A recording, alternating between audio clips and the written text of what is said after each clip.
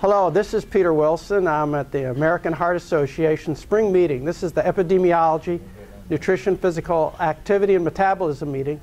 And I'm here with Stephanie Chiuve, who's going to present her results that she's presenting at this meeting concerning new ways to estimate cardiovascular risk.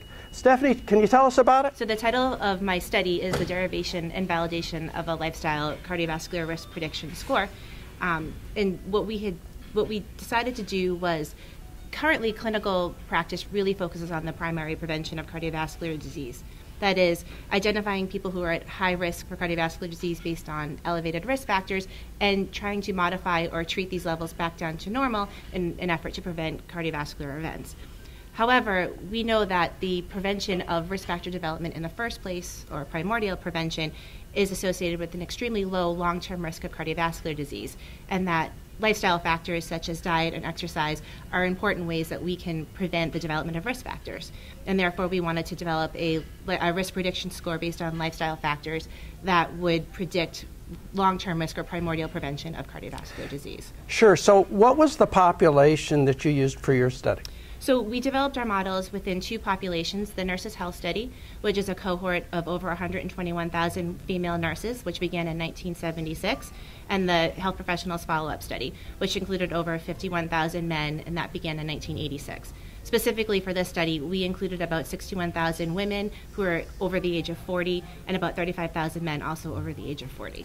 What were the factors? You've mentioned the factors a couple of times, but I'm used to ideas like blood cholesterol level, blood pressure level, but what were the factors that you studied? So what ended up making it into our model were many lifestyle factors, including physical activity, smoking, BMI, and alcohol, as well as several dietary factors. For the dietary factors that made it into our model, they included nuts, sugar-sweetened beverages, red and processed meats, whole grains, and fruits and vegetables.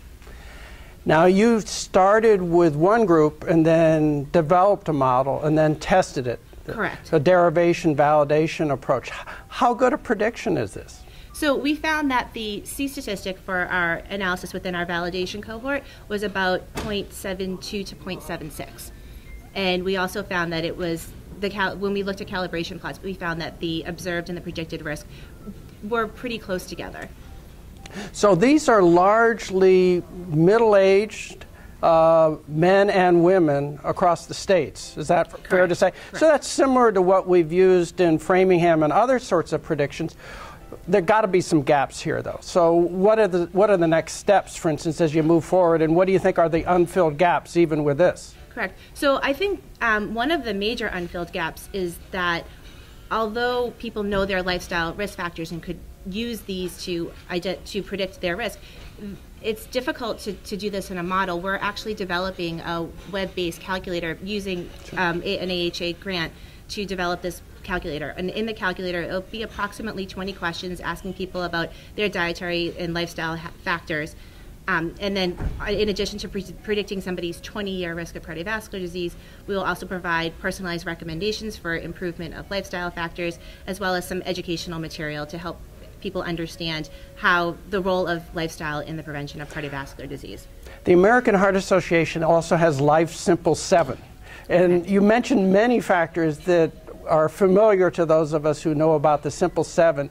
Does it tie into that? It certainly sounds like it's got some overlap and some potential real connection. Sure.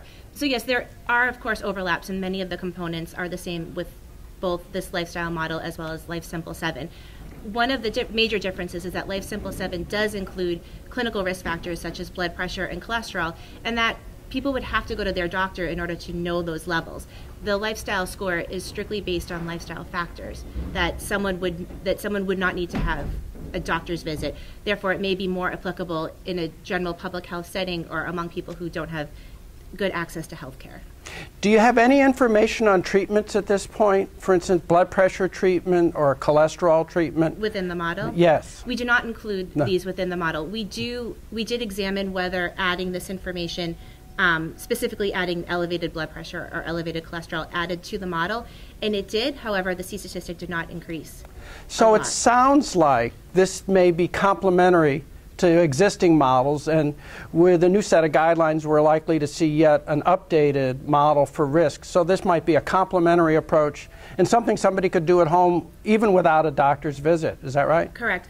Current models really focus on primary prevention, and so this model would take it a step back and look at primordial prevention, and therefore it may be more applicable to people who are younger, who haven't developed clinical risk factors yet, and identify people who are at risk long-term for cardiovascular disease, but are not classified as high risk because they don't have elevated risk factors yet. Well, great. Thanks very much, Stephanie.